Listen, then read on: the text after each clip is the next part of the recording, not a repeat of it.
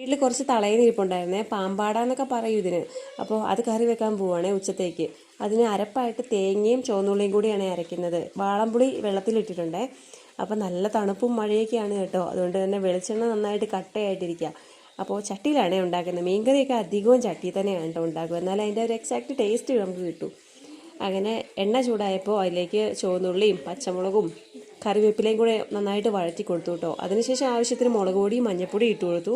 എന്നിട്ട് ഒന്ന് ചെറുതായിട്ട് ചൂടാക്കി എടുത്തു കേട്ടോ. പൊടികളൊക്കെ നന്നായിട്ട് ചൂടായിട്ടുണ്ടെങ്കിൽ നല്ല രുചി ഉണ്ടാവുള്ളൂ. അത് നന്നായി ചൂടായി വന്നപ്പോഴത്തേനും അമ്മ പുളി പിഴിഞ്ഞൊഴിച്ചു കേട്ടോ. കൂടുതലും വാളംപുളിയാണ് കറികൾക്കൊക്കെ ഉപയോഗിക്കാറ്. പിന്നെ ആവശ്യത്തിന് വെള്ളമൊക്കെ ഒഴിച്ചു.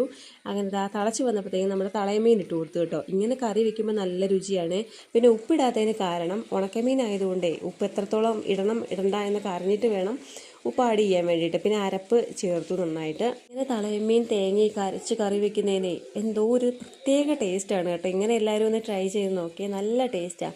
ഇപ്പുറത്തെ സൈഡിലമ്മ ഇതാ തിരണ്ടി മീൻ വറുത്തുകൊണ്ടിരിക്കുവാണേ. അപ്പോൾ രണ്ട് ഭാഗവും ചെറുതായിട്ട് മൂത്തപ്പോൾ കുറച്ച് മുളക് പൊടിയും കൂടി ഇട്ട് കൊടുത്തു. അപ്പോഴത്തേക്കും ഇതാ തളയമീൻ്റെ കറി റെഡി ആയിട്ടുണ്ട്. ഇത് മാത്രം മതി കേട്ടോ ചോറുണ്ണാൻ വേണ്ടി.